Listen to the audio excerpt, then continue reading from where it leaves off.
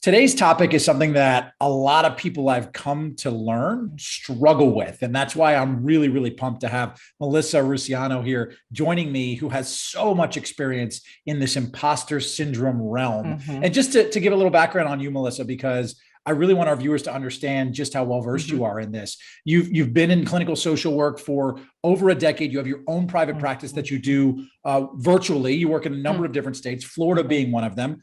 You are a Florida State grad, so there is some love for the Go Noles. Seminoles, absolutely. There is some love for the Noles there. But just kind of reading your bio, I just saw how passionate you were about helping people, and especially helping people in this space with imposter syndrome, feeling maybe like they're a fraud, feeling maybe like they don't belong. So as we dive into it, I just kind of want to get your take on describing like the general definition of someone who suffers from imposter syndrome, because I think it's more common than maybe people understand it to be. Absolutely. And I think when you think of imposter syndrome, which is this newer term that's been put out there, and that folks are kind of, yes, it's imposter syndrome. And I think it's something that's been around for decades upon decades, that people just show up and they just feel like a fraud. It's almost like you're 5 and you're a little girl trying to wear your mom's high heel shoes. Is like, when am I going to be a grown up? When am I going to fit into these shoes? When am I going to feel like I can own this role? Whether that's being a student, a mom, a career person, a high-powered CEO. It doesn't matter what the title is. It's about showing up and owning that space based on your experience and just your knowledge base. You've done so much work in this. I saw, on your website, melissarusiano.com, you've got, just talking about imposter syndrome and kind of how to deal with it, how to work through it. You've done a podcast I saw as well, Be Gone Imposter Syndrome as well. So again, I just want our viewers to understand that there's not many people that are more well-versed on this than you are. And you mentioned, young, a 5-year-old trying to fit into their mom's shoes. I had read, based on some research, that about 7 in 10 people experience imposter syndrome at some part of their life. But does a lot of that come from childhood? Maybe households that have parents who are perfectionists, or households where parents, the expectations are up here, or there's always this drive to succeed in work. Where does that kind of be? What is it birthed out of, if you will?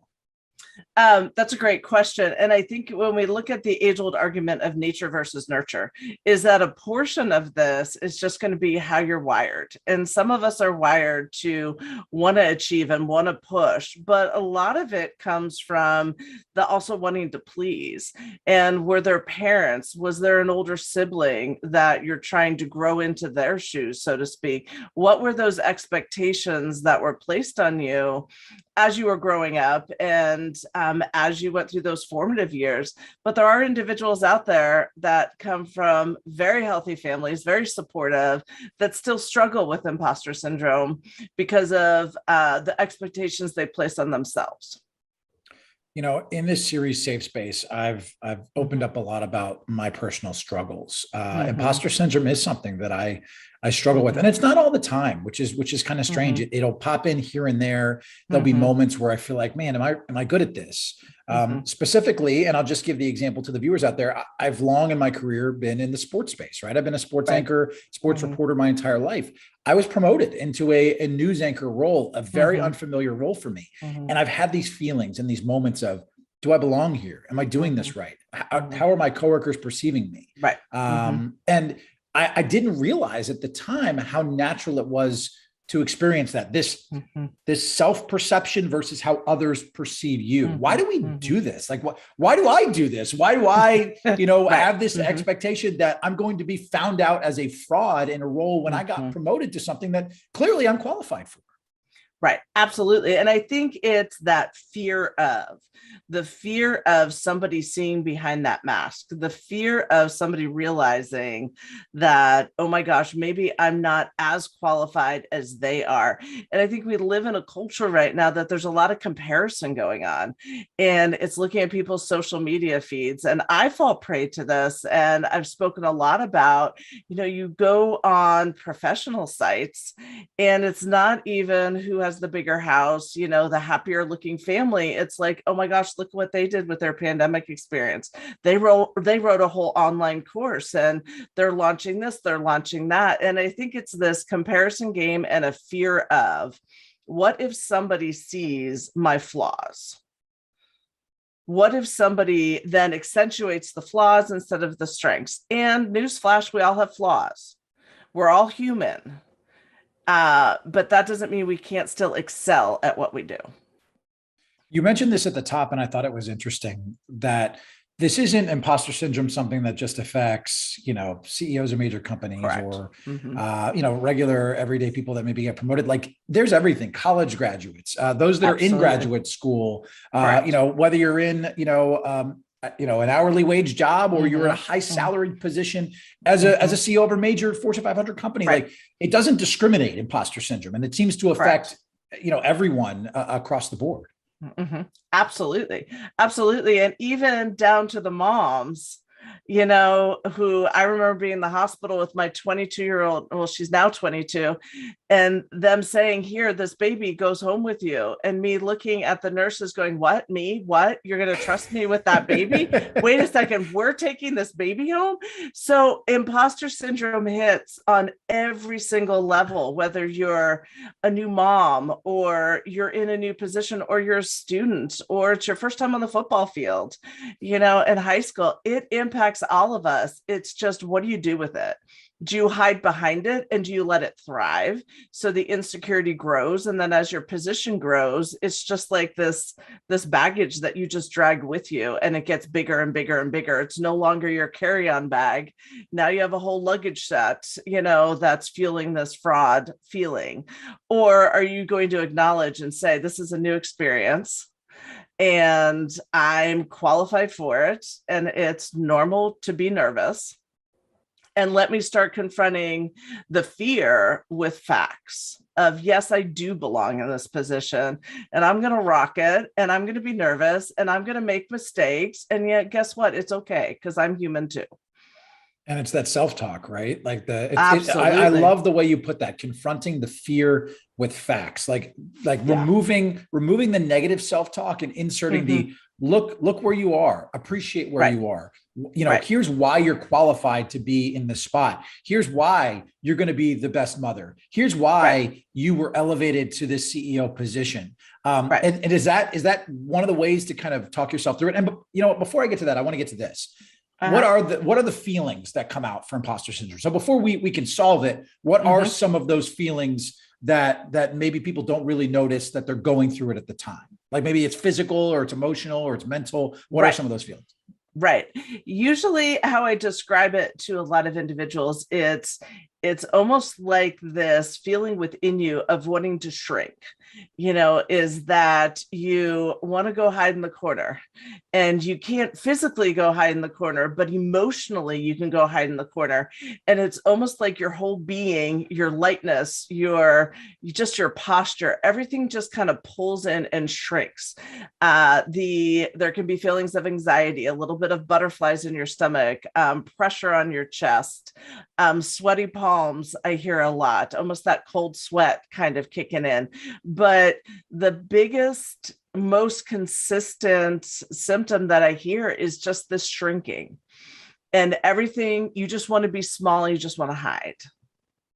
And so sometimes your voice drops, your shoulders drop. When you think about posture, your shoulders drop, and you just literally pull yourself back.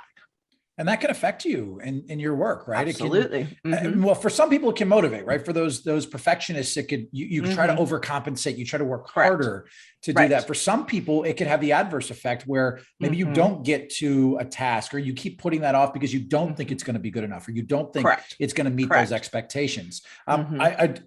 So with that, given the feelings that we have, I want to get back to, how do we overcome that? Like, is that, are there positive affirmations we put out there in convincing yourself? Like, what is the process of, when we're in that moment where we're experiencing that imposter syndrome, how do we break free, and how do we reassure ourselves? First and foremost, be aware of what's going on in your brain. As much as that sounds like, oh gosh, I'm listening to my inner voice and that's going to make me feel like I'm losing it. We all have an inner critic. We all have an inner dialogue. And it's that inner dialogue. Thoughts are going to trigger feelings. Feelings are going to trigger behaviors.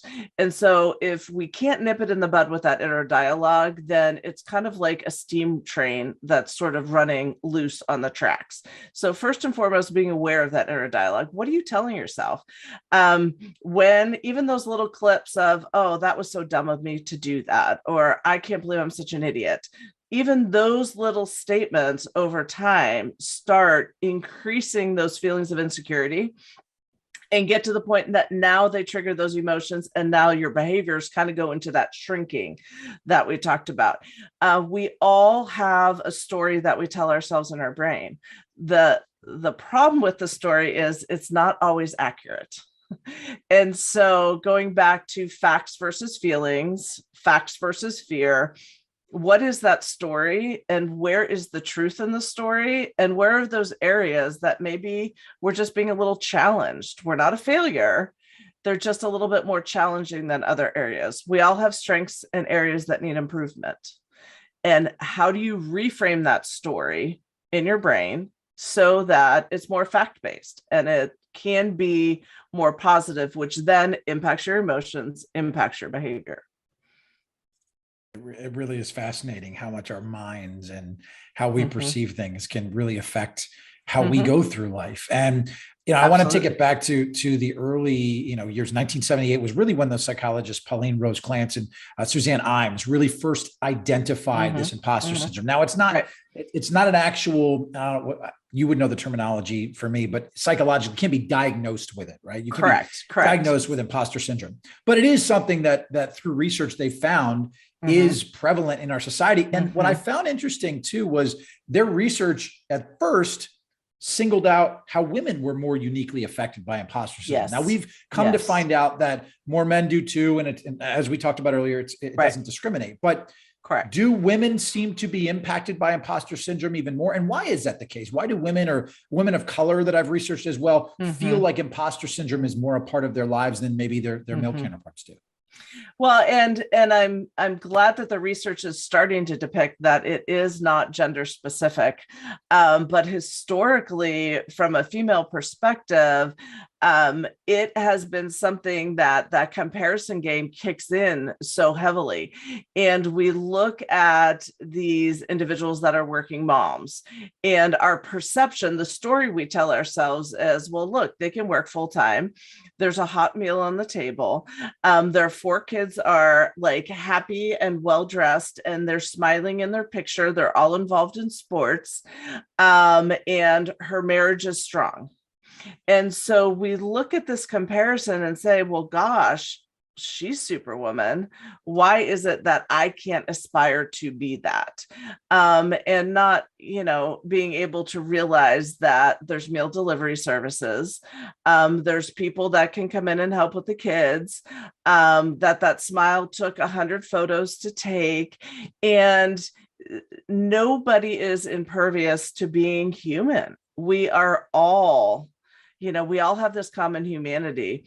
Some people just shine it up a little bit better. But I think as women being image focused, and I'm talking historically, thankfully that's starting to change, but being so image driven that it then makes us feel like we can't measure up.